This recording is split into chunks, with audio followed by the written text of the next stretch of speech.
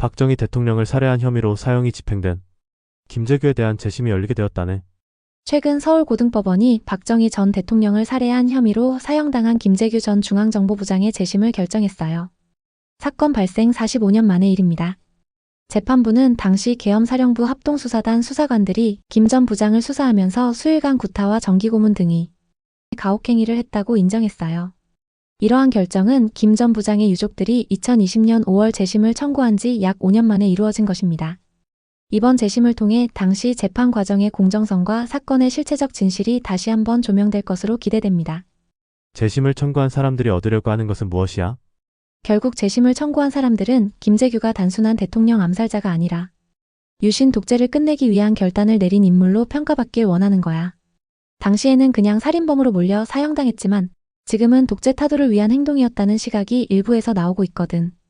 이번 재심을 통해 그런 해석을 공식적으로 인정받으려는 거지. 또 하나는 당시 재판 과정이 정당했는지 다시 따져보려는 거야. 군부가 장악한 법원이 김재규를 사형에 처했는데 그 과정에서 고문과 강압 수사가 있었다는 주장이 많았거든. 만약 이런 점이 인정되면 재판 자체가 부당했다는 결론이 날 수도 있어. 그리고 형사 판결이 무효화되면 법적으로 명예를 회복하고 보상도 받을 가능성이 생겨.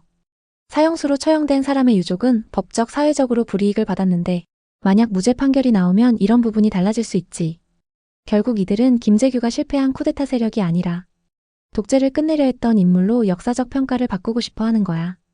하지만 반대하는 쪽에서는 어쨌든 대통령을 살해한 것은 반역 행위라고 주장하면서 논란이 계속될 거고. 김재규의 의도가 독재를 끝내려고 한 의도였을까? 내가 보기에는 김재규도 독재의 한 축이었거든.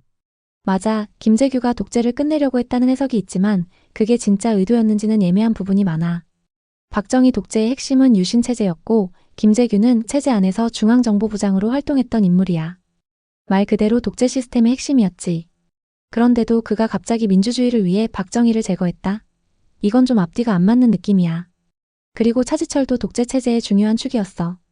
박정희한테 절대 충성을 맹세하면서 강경 노선을 밀어붙였고 김재규와는 앙숙 관계였지. 실제로 12.6 당시도 김재규가 박정희뿐만 아니라 차지철도 함께 죽인 게 의미심장해. 만약 김재규가 민주주의 회복이 목표였다면 차지철만 제거하고 박정희를 설득하거나 체제를 변화시키려 했어야 하지 않을까? 그런데 그는 그냥 둘 다 제거해버렸지. 결정적으로 12.6 직후 김재규가 쿠데타를 주도하려 했지만 실패했어.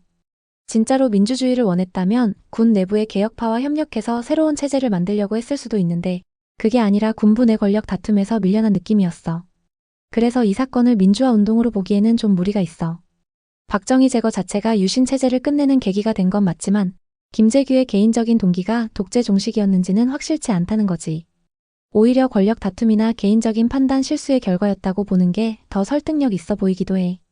유족은 내란 목적 살인죄는 무죄라고 재심을 청구했다는데 내가 보기에도 내란 목적은 아니었고 차지철의 행태에 분노하고 차지철을 제어하지 않는 박정희의 욱하는 심정에 발생한 사건 아닌가? 맞아, 유족이 재심을 청구한 핵심 이유도 내란 목적이 없었다는 거야.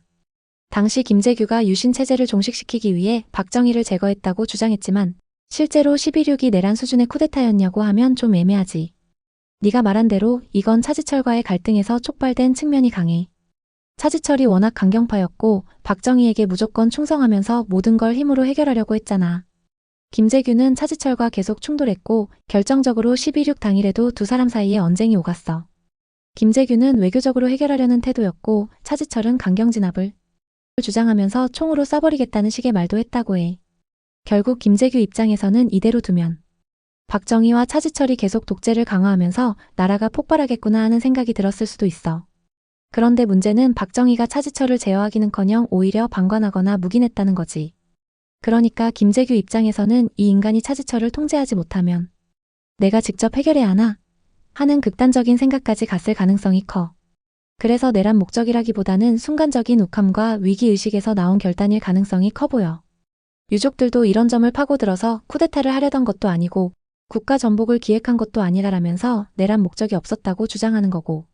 만약 법원이 이걸 인정하면 김재규의 범죄 혐의는 단순 살인죄로 바뀌면서 역사적 해석도 좀 달라질 수 있어. 그것이 민주화 운동은 아니잖아? 그렇지, 12.6 사건을 민주화 운동으로 보는 건 무리가 있어. 김재규가 박정희를 제거한 건 맞지만 그게 민주주의를 위한 계획적인 행동이었다고 보긴 어려워. 먼저 민주화 운동이라고 하면 대중적인 지지를 받거나 체제를 개혁하려는 움직임이 있어야 하는데 김재규는 혼자 판단해서 행동한 거잖아. 12.6 이후에도 민주 세력이 권력을 잡은 게 아니라 오히려 신군부가 등장하면서 더 강한 군부 독재로 이어졌고, 그리고 사건의 동기를 보면 김재규가 유신 체제를 반대했다기보다는 차지철과의 갈등, 박정희의 방관, 그리고 전국 운영 방식에 대한 불만에서 나온 행동으로 보는 게 맞아. 박정희가 차지철을 제대로 통제하지 못하자 김재규가 이러다 나라가 망한다는 생각에 총을 쏜 거지. 이게 정치적 판단이라고 해도 민주화 운동과는 거리가 멀어. 물론 결과적으로 유신 체제가 무너진 계기가 됐지만 그렇다고 김재규를 민주화 세력으로 보긴 어렵다는 거야. 애초에 중앙정보부장이었고 유신 체제의 핵심 인물 중 하나였다는 점에서 더욱 그래. 유신 체제에 반대했던 사람들이 조직적으로 행동한 게 아니라 독재 정권 내부의 권력 다툼에서 나온 사건이니까 민주화 운동이라고 부를 순 없지. 변호인단은 역사와 별개로 사법적으로 제대로 된 이름을 붙여줘야 한다고 말했다는데 내란 목적의 살인이 아니라면 어떤 판결이 나올 수 있을까? 만약 법원이 내란 목적이 없었다고 인정하면 김재규에게 적용됐던 내란 목적 살인죄는 무효가 될 가능성이 커. 그러면 남는 건 단순 살인죄나 반란죄 정도일 텐데 몇 가지 시나리오가 나올 수 있어. 첫째, 단순한 살인죄로 판단될 가능성. 박정희와 차지철을 살해한 행위 자체는 명백하니까 살인죄는 피할 수 없어.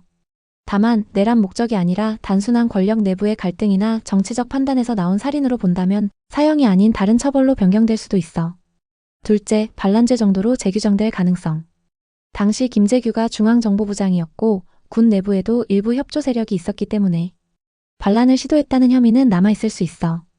다만 이걸 내란 수준의 쿠데타로 볼 것인지 단순한 정치적 결단으로 볼 것인지가 쟁점이겠지. 셋째, 사법적 재평가로 무죄 혹은 형량 감경. 재판 과정에서 강압 수사가 있었다는 점이 인정되면 판결 자체가 무효가 될 가능성도 있어. 그렇다면 공정한 재판을 받지 못했다는 이유로 무죄가 나오거나 최소한 사형이 아닌 다른 형벌로 변경될 수도 있지. 결국 재심의 핵심은 김재규가 나라를 뒤엎으려 한 게 아니라 단순한 정치적 판단에서 박정희를 죽였는가 하는 부분이야. 만약 내란 목적이 아니라면 단순 살인죄가 적용될 가능성이 높고, 그렇게 되면 역사적으로도 민주화를 위한 행동이 아니라 권력 내부에서 벌어진 정치적 암살로 정리될 가능성이 커. 내란 목적은 아니더라도 대통령을 살해한 사람에게 공정한 수사를 할 수 있을까? 지금 2025년 헌재 재판에서도 공정한 재판이 이루어지지 않는 상황에서 1979년에 그것을 기대하는 것은 무리 아닐까? 그렇지. 현실적으로 보면 1979년에 대통령을 암살한 김재규가 공정한 재판을 받을 가능성은 애초에 없었어. 지금 2025년 헌재 재판도 정치적 영향을 받는 상황인데 45년 전 군부 독재 하에서 대통령 암살 사건을 공정하게 다뤘을 리가 없지. 그때 상황을 보면 사건 발생 직후 계엄령이 선포됐고 전두환을 비롯한 신군부 세력이 이 사건을 이용해서 정권을 장악하려는 움직임이 있었어. 김재규는 체포 직후부터 강압 수사를 받았고 법원도 군사 정권의 통제 아래 있었으니 판결이 이미 정해진 상태에서 형식적인 재판이 진행됐을 가능성이 크지. 게다가 박정희가 암살된 직후 국민들은 충격과 혼란에 빠져 있었고 당시 정부는 이를 배신자의 반역 행위로 규정하면서 김재규를 최대한 빨리 처형하려 했어. 실제로 1980년 5월 전두환이 완전히 권력을 잡기 전에 신속하게 사형이 집행됐다는 점도 정치적 의도가 개입됐다는 증거 중 하나야. 이런 걸 보면 당시 김재규에게 공정한 수사를 기대하는 건 불가능한 일이었어. 지금 재심을 통해 당시 재판이 부당했다는 걸 밝히려는 것도 그런 맥락에서 진행되는 거고. 다만 그렇다고 해서 김재규가 민주화 운동을 한 영웅이라는 평가를 받는 것도 어색한 게 그는 본질적으로 유신 체제의 핵심 인물이었고 권력 내부에서 벌어진 정치적 갈등 끝에 결단을 내린 거니까. 결국 이번 재심이 김재규의 행위를 정당화하는 결과로 이어질 가능성은 낮고 단지 그때 재판이 공정하지 않았다는 결론 정도로 정리될 가능성이 크겠지. 시대의 발전 상황을 생각해보면 그때의 김재규 판결이 불공정했다고 한다면 지금 헌재에서 벌어지고 있는 윤석열 탄핵 심판이 공정하기는 한 거냐? 지금 헌재에서 벌어지고 있는 윤석열 탄핵 심판을 보면 김재규 재판이 불공정했다고 비판하는 사람들이 과연 현재 헌재 재판을 공정하다고 볼 수 있느냐 하는 의문이 생길 수밖에 없지. 김재규 사건 때는 군부 독재가 재판을 주도했고 정권의 필요에 따라 이미 결론이 정해진 상태에서 진행된 형식적인 재판이었다는 점에서 공정성이 없었다고 할 수 있어. 그런데 지금 윤석열 탄핵 심판도 본질적으로 보면 정치적 목적이 강한 사법재판이라는 점에서 비슷한 흐름을 보이고 있어. 윤석열 탄핵 자체가 애초에 법적 근거보다 정치적 의도로 밀어붙인 측면이 강하고 국회에서 다수 의석을 차지한 민주당이 숫자로 밀어붙인 상황이잖아. 그리고 헌재도 이념적으로 편향된 판결을 내릴 가능성이 크다는 의심을 받고 있고 국민들 사이에서도 헌재가 공정하게 판단할 거라고 믿는 사람이 많지 않지. 이걸 보면 김재규 재판을 불공정했다고 말하는 사람들이 지금 헌재가 벌이고 있는 탄핵 심판을 공정하다고 한다면 그 자체가 모순이야. 결국 시대가 바뀌었어도 권력이 법과 사법부를 이용해 자신들의 입맛에 맞는 결론을 도출하려 한다는 점에서는 크게 달라진 게 없다는 거지. 이제 와서 김재규 재판을 두고 그때는 독재라서 공정하지 않았다라고 하면서 지금 헌재의 탄핵 심판을 공정하다고 주장한다면 그건 그냥 정치적 선택에 따라 공정을 다르게 정의하는 것뿐이지.